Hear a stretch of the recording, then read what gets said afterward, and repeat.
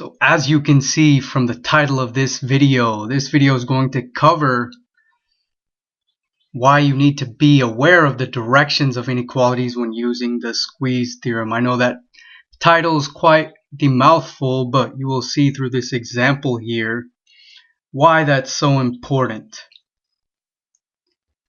And the example we'll be looking at is the limit as x tends to 0 of x cubed times the sine of 1 over the fifth root of x. So hopefully you can recognize that the at x equal to 0 sine of 1 over the fifth root of x is actually not defined, but that doesn't mean that its limit doesn't exist. Or that doesn't mean that it's not defined near x equal to 0. But as always, sine of anything is going to be bounded above by -1, or above by +1, and below by -1. And from our previous limit problems using the squeeze theorem, hopefully you remember that we want to make this expression here look like the function, the expression for the function whose limit we're ultimately interested in.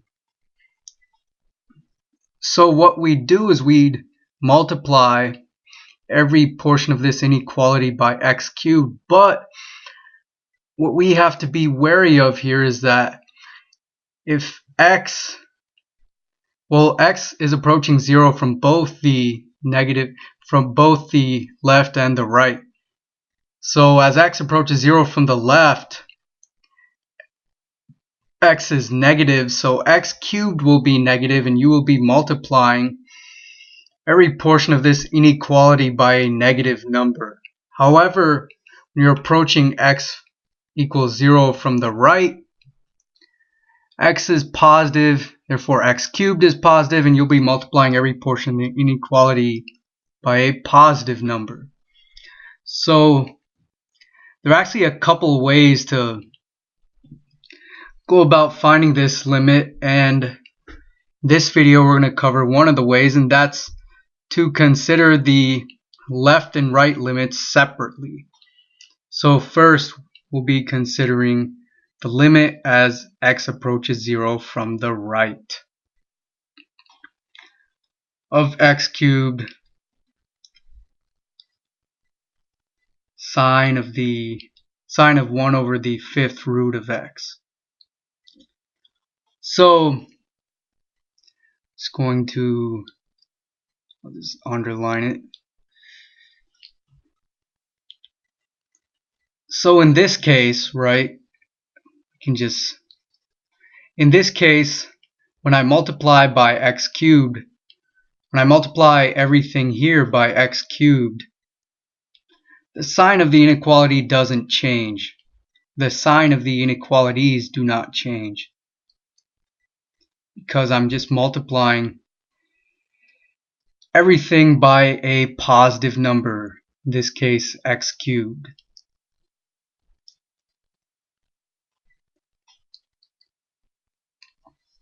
-1 multiplied by x cubed is -x cubed.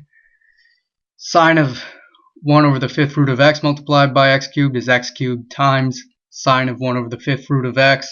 And 1 multiplied by x cubed is just x cubed. Now we look at the limits as x approaches 0 from the right of both of these outer functions here. So the limit as x approaches 0 from the right of -x cubed, well, you're going to be cubing an increasingly smaller fraction the closer you get to 0, taking the additive opposite or negative that, and you'll have a negative number that will get smaller and smaller as you approach 0. So that limit is 0. I'll just write an and here. And the limit as x approaches 0 from the right of positive x cubed, well, you'll be cubing an increasingly smaller number the closer you get to 0, and that will just result in an even smaller number. And as x gets closer and closer to 0, x cubed is going to get closer and closer to 0. So both these limits as x approaches 0 from the right of negative x cubed and positive x cubed are 0. So by the squeeze theorem, that means that this limit here is also 0. This limit as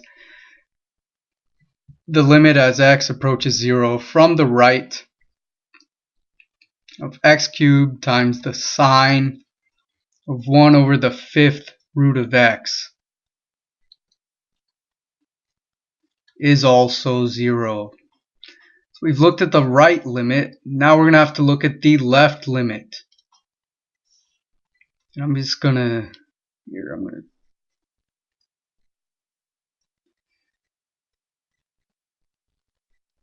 I'm going to do it here. Hopefully it's going to have to be in smaller writing.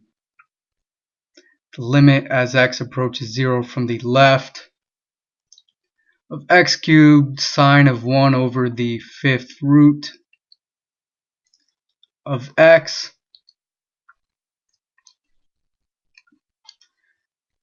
so this is the original inequality. So sine of 1 over the 5th root of x is less than or equal to 1 but greater than or equal to -1. If I multiply every portion of this inequality by x cubed, and x cubed is a negative number because as we approach 0 from the left, we're dealing with negative numbers, then I'm going to have to flip these signs here.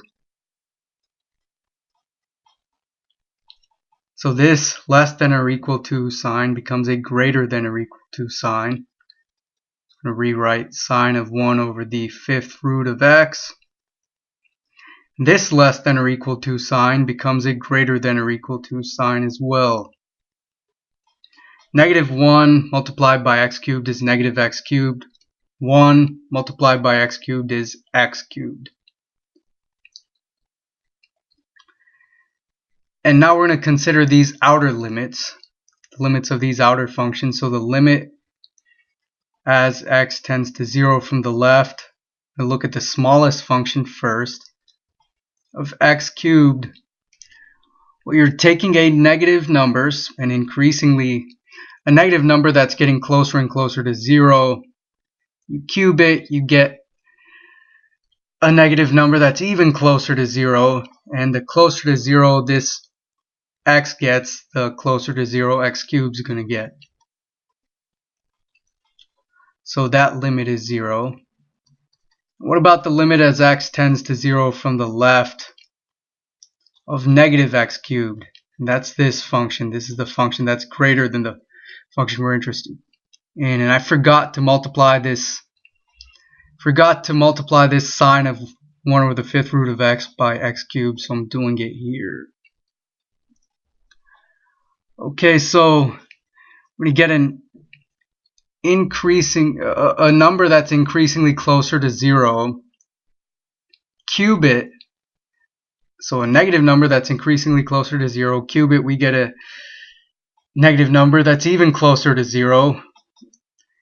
We take the additive opposite of that, so we make that negative number a positive number, but it's still going to be closer and closer to 0 the smaller or the closer to 0 this x gets. So this limit is also 0.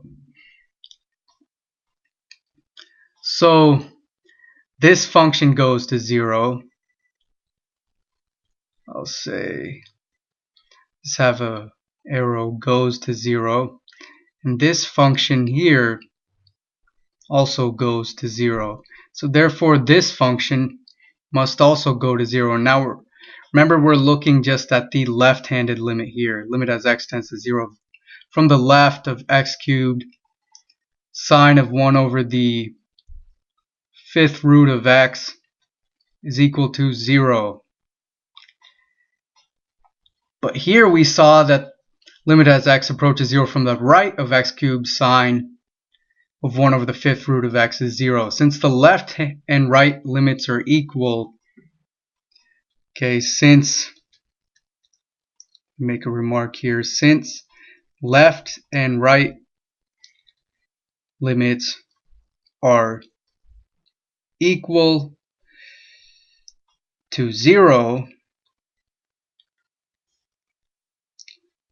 we can conclude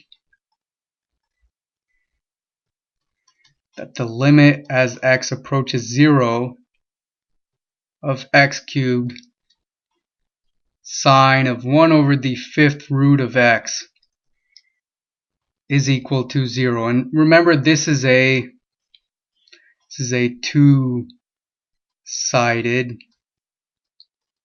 limit.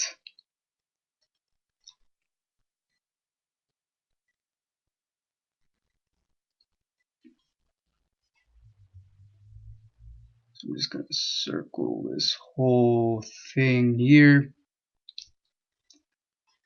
And this is the bottom line of the problem. So to recap, what we did was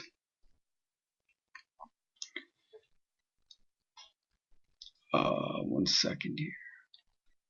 Oh, this thing keeps jumping. Okay, so to recap, what we did was we realized that any sine function, sine of anything, is going to be bounded above by 1 and below by -1.